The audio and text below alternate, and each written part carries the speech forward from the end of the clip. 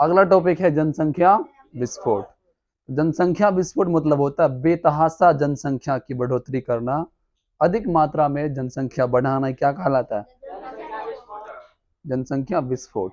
ठीक है, जनसंख्या विस्फोट के कारण हमारे देश में कई सारे कुप्रभाव देखने को मिला है ना, जिसके कारण क्या हो रहा है, अधिक मात्रा में वृक्षों की कटाई हो रहा है ना, अधिक मात्रा में सड़क मार्ग, रेलवे मार्ग अधिक मात्रा में बिछाया जा रहा है। अधिक मात्रा में सड़क मार्ग या रेलवे मार्ग होने के कारण क्या हो रहा है, पेड़ों पौधों की कटाई अधिक हो रहा है। कृषि योग्य भूमि का नष्ट हो रहा है। कृषि योग्य भूमि में क्या करता है लोग, सड़क बिछा दिया, रेलवे लाइन बिछा दिया, घर बना लिया है। ठीक है, तो इसके कारण क्या हो रहा है, कृषि योग्य भूमि घट रहा है, पेड़ पौधों की संख्या घट रहा है, जिसके कारण हमारे वायुमंडल में क्या हो रहे हैं, श्वसन गैस का असंतुलन हो रहा है। सही मात्रा में सभी जीवों को संतुलित ऑक्सीजन नहीं मिल रहा है। इसके कारण कई सारे वन्य प्राणी विलुप्त भी हो रहे हैं और बहुत सारे ऐसे प्राणी आजकल विलुप्त होने वाले हैं। ठीक है, हाँ, इसका जनसंख्या विस्फोट तो कर रहा है भारत या और भी कोई देश है, लेकिन उसका प्रभाव पूरे विश्व पर पड़ रहा है। किस पर? हाँ, अभी मान के चलो रूस और यूक्रेन में युद्ध हो रहा है ना, क्या उसका प्रभाव भारत पर कुछ पड़ा है? नहीं पड़ा है, बता रहे बहुत, केवल भारत पे नहीं बल्कि पूरे विश्व पर पड़ा है। अभी मान के चलो सोनवर्षा में यदि बम फट जाएगा तो क्या मनोरी पे कोई असर नहीं पड़ेगा, सुगमा पे कोई असर नहीं पड़ेगा, माली इस पर कोई असर पड़ेगा, क्योंकि सब गांव सब एक दूसरे से क्या है, कनेक्ट है। उसी प्रकार एक देश दूसरे देश से क्या है, कनेक्ट। हम रूस से या यूक्रेन से कुछ ईंधन मंगाते थे, कुछ फ्यूल मंगाते थे, अब बेचारा वो उधर बिजी है युद्ध करने में, अपना फ्यूल को क्या करेगा, महंगा दाम में बेचेगा। तो भारत के पास तो फ्यूल नहीं है, तो खरीदना उसकी मजबूरी है। इसी कारण पेट्रोल का दाम क्या होगा, बढ़ जाएगा। डीजल का दाम क्या होगा, इफेक्ट पड़ेगा कि नहीं पड़ेगा, पड़ेगा। इसी कारण भारत जनसंख्या बढ़ा रहा है या विश्व की कोई भी देश जनसंख्या बढ़ा रहा है या कोई भी काम कर रहा है, कोई परमाणु परीक्षण कर रहा है, कोई दुष्प्रभाव कर रहा है, प्रकृति के साथ खिलवाड़ कर रहा है, तो उसका प्रभाव केवल उस देश पर नहीं बल्कि पूरे विश्व पर पड़ेगा। सुना गया? यदि कोई लड़का अपने गांव में चोर निकलता है तो क्या एक गांव सिर्फ वही लड़का चोर होगा, बोलेगा फलाने गांव का चोर था, मतलब पूरे गांव को ही लेकर चला जाएगा। ठीक उसी प्रकार जनसंख्या विस्फोट एक बहुत बड़ी समस्या बन गई है, किसके लिए, पूरे विश्व के लिए। इसका कंट्रोल, इसका नियंत्रण, इस पर कम करना क्या है, पूरे विश्व का टारगेट है, केवल भारत का ही नहीं, किसका किसका। तो सबसे अधिक जनसंख्या कहाँ है, पूरे विश्व में सबसे अधिक जनसंख्या वाला देश भारत। ठीक है, और यहाँ इंसान कीड़े मकोड़े की तरह रहते हैं, देखो कैसे लग रहा है,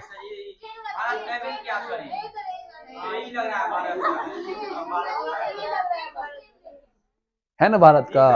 और आगे दिखाते हैं भारत, देखो अपना भारत महान किस प्रकार से लग रहा है कि एकदम क्या है, लग रहा है कीट पतंग सब निवास कर रहा है। इतनी अधिक जनसंख्या किसका है, भारत का है।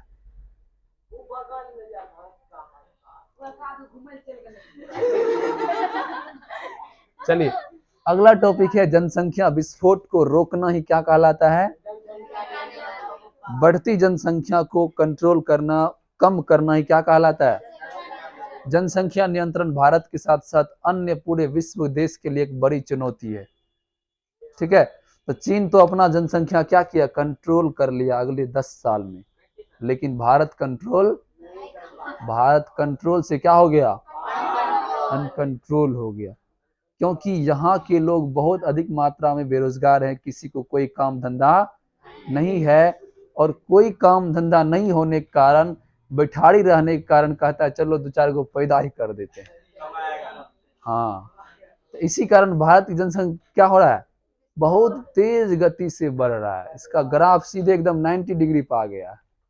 ठीक है, अब आप लोग को बताते हैं इसका क्या उपाय है, आप लोग को पढ़ा देते हैं इसका उपाय, आप लोग ज्यादा जनसंख्या नहीं बढ़ाइएगा, प्रॉमिस करो। हाँ, हाँ। ठीक है, तो इसका बहुत सारा विधि है और इसके लिए सरकार भी कुछ नियम कानून बनाए हैं। ठीक है, कानून ये बनाए हैं कि सबसे पहले नारा दिया, हम दो हमारे दो। इसके अलावा जिसको केवल 2 संतान है उसके लिए विशेष कुछ बेनिफिट्स भी दिया है, और जिसको 2 से अधिक संतान है उसके लिए कुछ प्रतिबंध भी किया है कि 2007 या 8 के बाद जिसको 2 संतान हुआ है उसको राशन लेने का कोई अधिकार नहीं है, उसको वोट डालने का कोई अधिकार, वो चुनाव में प्रतिनिधि के रूप में नहीं खड़ा हो सकता है। समझ में? तो ये सब क्या कर रहा है, कानून बना रहा है किसके प्रति, जनसंख्या नियंत्रण के लिए। और इसके लिए वो सबसे फ्री छूट दिया है कि फ्री में नसबंदी करवाओ। क्या करवाओ? हाँ, ऊपर से 1400 रुपया भी ले जाओ सरकार से खाने पीने के लिए। ठीक है, तो अधिक जो नसबंदी होता है वो, हाँ तुम नहीं करवाओगे तो कोई दिक्कत नहीं, तुम तो चलता फिरता मुसाफिर है ना रे। ठीक है, तो जनसंख्या नियंत्रण के जो है तो बहुत सारा कानून भी बनाए गए। ठीक है, अब देखिए इसके लिए सबसे पहले परिवार नियोजन जैसी योजना लागू किया गया है। परिवार नियोजन मतलब फैमिली प्लानिंग, नसबंदी जिसको अपने शब्द में कहते हैं, यह सरकार ही लागू किया है। और सरकार के द्वारा यह नसबंदी क्या है, बिल्कुल मुफ्त है। ऊपर से आपको 1 सप्ताह तक अच्छा अच्छा भोजन भी देगा, और जब हॉस्पिटल से आप हाँ डिस्चार्ज होंगे उस समय आपको 1000-2000 रुपया भी खुशी से दिया जाएगा कि चलो एक बंदा तो कम से कम जनसंख्या नियंत्रण के लिए आगे बढ़ा है। ठीक है, अब ठंड का मौसम आया, अब देखो कैसे जनसंख्या नसबंदी होगा। तो परिवार नियोजन में आखिर क्या होता है? परिवार नियोजन में दोनों का नसबंदी हो सकता है, मेल का भी और, लेकिन जो फीमेल अच्छी है मतलब होशियार बुद्धियार है वो खुद करवा लेती, लेकिन अपने हस्बैंड का नहीं करवाती। ठीक है, चलिए तो नसबंदी समझ में आया। फैमिली प्लानिंग ये मेल का भी हो सकता है और फीमेल का भी हो सकता है, आगे इसके बारे में और डिटेल से पढ़ेंगे। अब सरकार नारा क्या दिया परिवार नियोजन के लिए, हम दो हमारे दो। ठीक है, तो यही क्या कहलाएगा, परिवार नियोजन। ठीक है, अब देखिए नसबंदी भी 2 प्रकार के होते हैं। पहला होता है महिला नसबंदी जो अधिकतर होता है, और एक बार इंदिरा गांधी क्या किया था, महिला पुरुषे नसबंदी शुरू कर दिया था, और जबरदस्ती, इच्छा से नहीं, जबरदस्ती। कहीं रेडियो स्टेशन पर देखा, बस स्टैंड पर देखा, पान दुकान पर देखा, चल चल नसबंदी करा जल्दी चल, गया हॉस्पिटल लेके उसका क्या किया, कर दिया। अब बताओ जो बोतू था उसको खस्सी बना दिया, क्या किया रे, पूरा मतलब उसका नसबंदी करके पूरा जनन तंत्र सिस्टम। अब जो होता है फैमिली प्लानिंग प्राय किसमें होता है, महिला में। इसमें होता क्या है कि ट्यूबेक्टोमी करवाया जाता है। जो महिला का फेलोपियन नलिका है उसको काट कर एक विशेष प्रकार के कॉटन के धागे से उसको बांध दिया जाता है। किसको, फेलोपियन नलिका को क्या किया जाता है, काट कर बांध दिया जाता है, जिसके कारण अंडाणु का निर्माण तो यहाँ होता है, अंडाणु यहाँ विकसित होता है, लेकिन इधर से जो स्पर्म जाता है वो बेचारा यहीं माथा पटक पटक कर मर जाता है, लेकिन कभी ओवम से उसका मिलन नहीं हो पाता है, जिसके कारण निषेचन, और निषेचन नहीं होता है तो संतान की उत्पत्ति भी नहीं होता है। तो ये क्या हो गया, महिला नसबंदी। आया समझ में? तो महिला नसबंदी में क्या होता है, फीमेल के फेलोपियन नलिका को काटकर इस प्रकार से बांध दिया जाता है, यही क्या कहलाता है, महिला नसबंदी। और आप लोग को ऑब्जेक्टिव क्वेश्चन पूछेगा ट्यूबेक्टोमी क्या होता है, क्या पूछेगा, तो यही होता है ट्यूबेक्टोमी की ट्यूब को काटकर, कौन ट्यूब, फेलोपियन ट्यूब को काटकर एक विशेष प्रकार के कॉटन से, कॉटन के धागे से बांध दिया जाता है, जो सर कर इसमें वही बन जाता है, स्किन का ही लेयर बनता है, उसको फिर दोबारा निकालना नहीं पड़ता। लेकिन इसका एक विशेष टेक्नोलॉजी भी अब आ गया है कि एक छोटा सा यहाँ पे मतलब स्टिच करता है, मतलब छेद करता है, और एक मशीन के द्वारा इस नली को इस प्रकार से दबा दिया जाता है, बांधा नहीं जाता है, उसको क्या किया जाता है, अब ट्यूब चिपक गया, नली चिपक गया, अब क्या होगा, दोनों का निषेचन नहीं होगा, लेकिन कभी कभी वो फेल भी हो जाता है।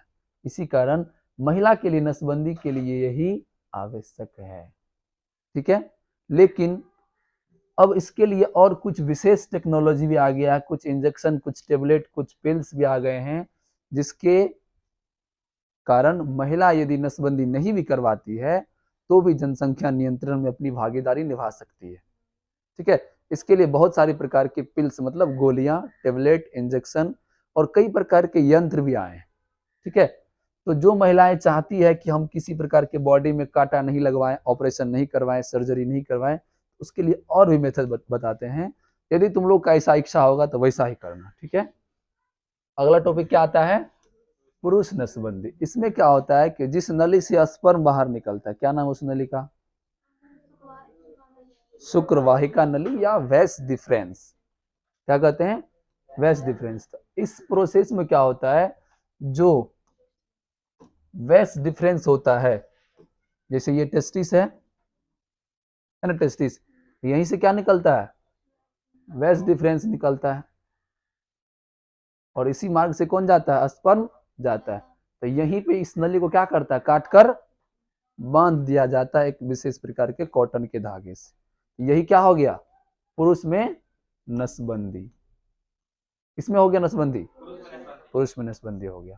ठीक है, अब देखिए परिवार नियोजन के लिए बहुत सारे सरकार क्या किए हैं? जागरूकता किए। ठीक है, बहुत सारे TV news channel, news paper के द्वारा क्या किए? लोगों को जागरूक किए, लोगों को शिक्षित करना शुरू किए हैं। तब जाके एक महिला की बेटी जो आवाज बोल रही है, जो कह रही है, उसकी माँ ये समझ रही है, क्योंकि अब की महिलाएं क्या हो गई है? शिक्षित हो गई है। नहीं तो पहले क्या था? बाल विवाह था, महिलाओं को पढ़ने का अधिकार नहीं था, जिसके कारण महिला ही नहीं पढ़ेगी तो उसके अंदर यौन शिक्षा का नॉलेज, यौन शिक्षा का ज्ञान जो है कैसे आएगा? जिसके कारण पहले महिलाओं की अधिक मात्रा में मृत्यु होती थी और बहुत महिलाएं प्रसव पीड़ा में ही मर जाती थी। क्यों? क्योंकि उसका बॉडी अभी प्रजनन के लायक नहीं हुआ था, लेकिन उसको शादी, बाल विवाह मतलब बाल्य अवस्था में उसका क्या किया? शादी करवा दिया गया। मतलब खुद की जिम्मेदारी उसको संभाली नहीं गई, लेकिन उसको एक बच्चा का भी बोझ दे दिया, अर्थात उसको प्रेग्नेंट कर दिया गया। ठीक है, जिसके कारण उसका बॉडी प्रजनन के लायक, प्रसव के लायक नहीं हुआ था, और प्रसव पीड़ा में ही क्या होगी? उसकी मृत्यु हो गई और उसके बच्चा का भी मृत्यु हो गया।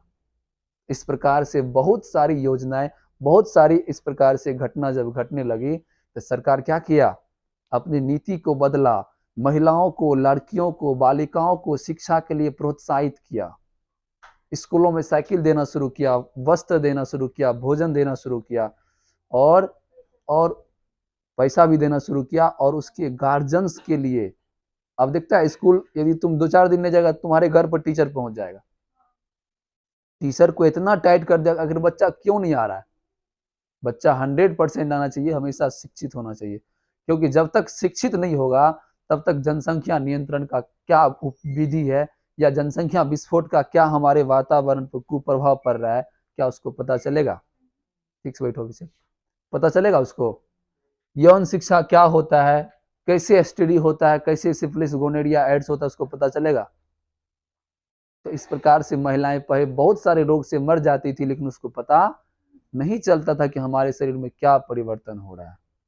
अब यदि माँ बोलती है, यदि बेटी बोलती तो मुझे शादी नहीं करनी है, तो उसका माँ उससे ज्यादा समझदार होती है कि हाँ मेरी बेटी क्या हुआ है, सही बात बोल रही है, कि मेरी बेटी अभी शादी करने के लायक नहीं हुआ है, उसको एक परिपक्व उम्र में शादी कराया जाए। यदि फिर भी यदि आपकी माता पिता नहीं मान रहे हैं, आप उसके ऊपर एफआईआर कर सकते हैं, ये आपका अधिकार है। सरकार आपको यह अधिकार दिया है कि आप अपने पेरेंट्स पे भी क्या कर सकते हैं? एफआईआर कर सकते हैं, यदि आपकी शादी वो 21 साल से कम उम्र में कर रहा है। पहले लड़कियों की शादी का न्यूनतम उम्र मतलब सबसे कम उम्र कितना था? 18 साल था, लेकिन इस 18 साल में लड़कियां ग्रेजुएशन नहीं कर पाती थी, इंटर पास करते करते उसकी शादी तय हो जाती थी। कुछ लड़कियों तो मतलब 9th में बहुत का शादी हो जाता है, अभी भी होता है ना। लेकिन सरकार क्या किया? इसका उम्र बढ़ा के कितना कर दिया है? 21 वर्ष कर दिया, और लड़कियों को प्रेफरेंस मिला है कि वो माध्यमिक शिक्षा के साथ साथ स्नातक यानी कि उच्च शिक्षा या ग्रेजुएशन की शिक्षा भी ले सकती है। उसका उम्र क्या किया, शादी का उम्र बढ़ा दिया। अब महिलाओं को यह अधिकार मिल गया है कि कम से कम वो 21 साल तक क्या नहीं कर सकती है, शादी नहीं कर सकती है। यदि इसका जबरदस्ती शादी करता है तो वो अपने नजदीकी थाना क्षेत्र में अपने माता पिता के खिलाफ प्राथमिक दर्ज करा सकता है। समझ में आ गया? ये अधिकार किसको दिया है? महिलाओं को दिया है, क्योंकि महिलाओं हमारे देश की या भारत की जननी होती है। यदि इसी में बीमारी हो जाएगा तो सब बच्चा बीमारी हो जाएगा, नहीं हो जाएगा। इसी कारण महिलाओं को इतना प्रेफरेंस दिया गया।